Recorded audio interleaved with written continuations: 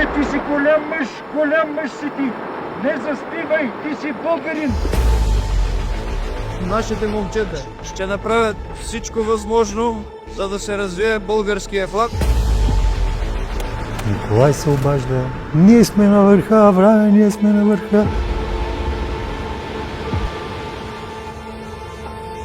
Нашето изкачване беше изключително.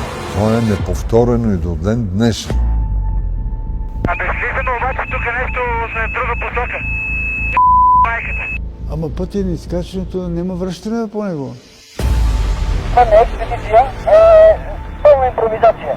Едно към едно се повтаря това, което беше с Христо Продан, само че са двама. Още по-зле. Спасителна акция. Чакай, кой ще спася спасителите? Бойчил Василев от снощи не е член на българската алпийска експедиция. Толкова. На 8750 метра ни спипа тъмнината.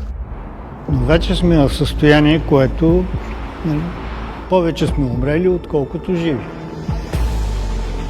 Метаболизма там не съществува. Това се казва зона на смъртта. Поемаш някакви храни и напитки, ти не ги усвояваш, т.е. организмът ти умира бавно. В тая височина няма живо същество, което да се е завърнало, изкарало бивак.